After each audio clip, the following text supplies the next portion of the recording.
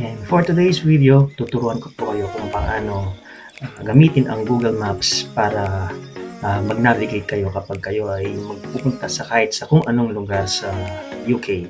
So ito po yung kalimitang ginagamit ko kapag ako ay nag-travel from different places from the UK, and it really helps me a lot, and hindi ko na kailangan pong tumingin sa iba pang mga mapa, at ito na lang po ang ginagamit ko. Just take note na kapag ginamit nyo ito, kailangan po meron kayong data na available sa inyong cellphone. And without further ado, let's start the tutorial. Yung una po natin gagawin, of course, is pumunta tayo sa Google Maps na app. So doon sa Google Maps, makikita natin yung tinatawag na search here button doon sa taas. So doon, itatype mo lang kung saan kayo pupunta. So since nandito ako sa UK, ang gagamitin po nating lugar is yung dito sa UK. Alright? So for example, ang gagawin ko is pupunta ako ng London, and I am from Westcliff. For example, Westcliff on CSX yung bahay ko kunwari. And then ako ay magpupunta sa London. So all I have to do is to type London. So for example, anong lugar sa London ang pupuntahan mo? May mga lugar po kasi doon, like for example, kung gusto mo mag-shopping, nandoon lahat sa Oxford Station, yung mga shopping center. Sa pagkakaalam ko, yung mga magagandang mga shopping centers, nandoon lahat. So itatype mo lang yung Oxford Station, Oxford Circus, or Oxford Station. So once you are typing po doon sa search bar, meron naman lilitaw dyan ng mga idea kung saan kayo pupunta. So in my case, pupunta ako sa Oxford Circus. So i-click ko lang si Oxford Circus. And then going sa Oxford Circus, doon sa bandang baba, makikita niyo po si direction. Ayan, tapos may mga makikita kayo mga pictures. So under doon sa directions, pag prines niyo po yung direction, makikita niyo yung current location niyo at saka yung Oxford Circus. Since ang gagamitin natin is yung lugar ko kung saan ako nakatira, yung Westcliff, so itatype ko lang doon sa your location ng Westcliff. So for example, nasa Westcliff C Station tayo. So mind you guys, yung ginagawa natin ngayon is yung way going to Oxford Circus, pero ang gagamitin natin is yung mga trains nila. So dito sa baba, meron tayong mga iba't ibang options doon sa makikita nyo sa drive. So meron tayong car na icon. So ibig sabihin kung may sarili tayong sasakyan, so we can use that car icon. And then kung train naman ang gagamitin natin, so we have the second one, yung train na symbol or yung icon. At makikita mo rin po dito, by the way, yung mga time kung anong oras kayo makakarating doon sa patututunguhan ninyo or doon sa pupuntahan ninyo.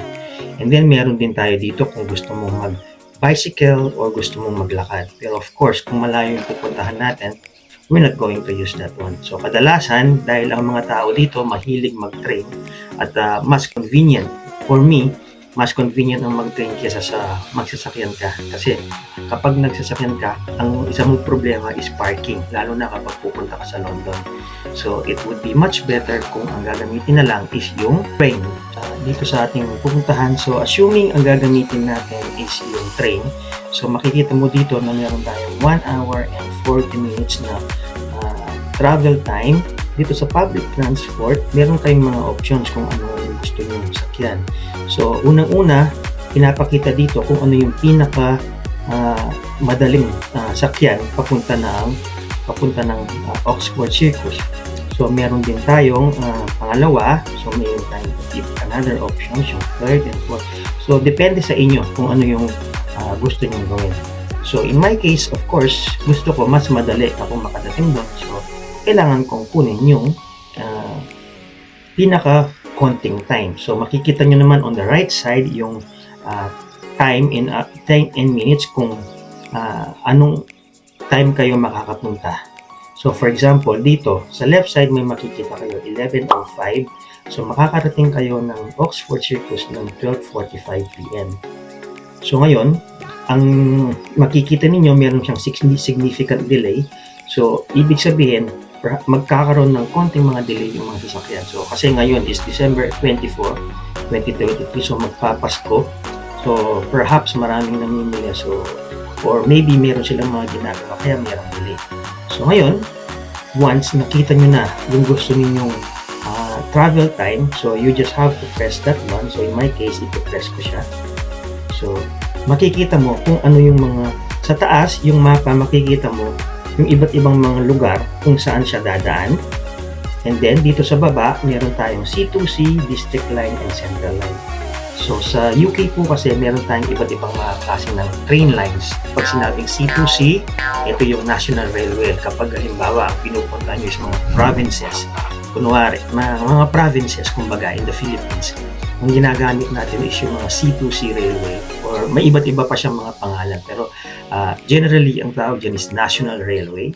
And then yung mga district line, ito yung papunta ng London. So meron tayong zones 1 to 6 papuntang London. So meron tayong district line, meron tayong circle line, meron tayong central line, meron tayong Elizabeth line. So those are the lines to name a few. And meron din po silang color. So hindi po kayo malilito. So for example, dito sa gusto nating puntahan, ang sasakyan natin is National Railway, yung C2C. So from Westcliff, makikita mo po dyan kung hanggang saan ang bababaan mo, kung hanggang saang lugar bago ka bumaba. So in our case, ang bababaan natin is Upminster. So ngayon, para hindi po kayo malito, always remember to look for the number of the platform, tsaka yung number ng time. So dito sa railway natin, platform 1, makikita nyo po merong mga platforms, yung mga train stations natin. So kung saan po yung sinasabi dito sa map, ganun din po ang gagawin ninyo o pupuntahan ninyo.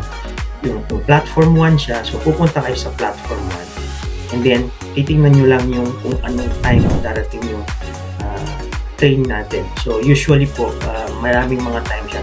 Sometimes every 6 minutes meron dumarating. Depende po sa lugar. Sometimes meron din dumarating every 2 minutes. So ngayon, ayun, nasa Westcliff na tayo. So second po is makikita natin dito kung ilang stops tayo. So ayan po, pagkakasunod-sunod sila. So magmula sa Westcliff, papunta ng Chalkwell, papunta ng Leigh-on-Sea, Benfleet, Pitsea, Basildon, Hindon, West Horndon, and Upminster. So yun po yung mga babagtasan natin in Tagalog, no, kung saan tayo dadaan bago tayo makapunta ng Upminster.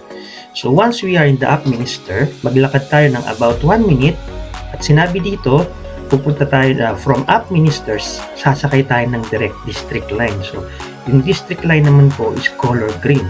So tingnan nyo lang po dun sa mga karatula kung nasaan papunta yung district line. And sa district line po, minsan marami ding mga platform. So titingnan nyo lang kung anong platform ang pupuntahan mo.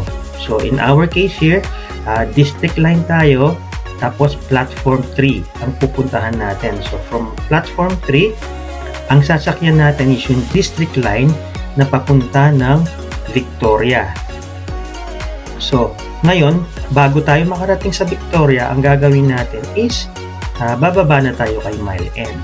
So yun po ang sinasabi dito sa map. So Mile End, so pag nandun na kayo sa Mile End, so kung mapapansin niyo, ang sabi niya, maglakad lang kayo ng 1 minute. So tingnan nyo lang po ulit yung mga karatula kung nasaan yung mga yon. So from 1 minute, titingnan natin si Central Line. So dito nakasulat Central Line is nasa color red. Pero underground train po yan. So pag may nakita kayong ganung icon, so yung naka-encircle, underground po yan. So ngayon, ang gagawin natin is pupunta tayo kay Central Line, and dito hanapin natin si platform 1. So from platform 1, may 8 stops po tayo bago tayo makadating kay Oxford Circus. Then we just have to walk about 2 minutes, and then nandun na tayo kay Oxford Circus. Anyway, hindi naman po kayo malilito dahil madali lang po talaga ang paggamit ng Google Maps. Pero sa iba, medyo nahihirapan sila.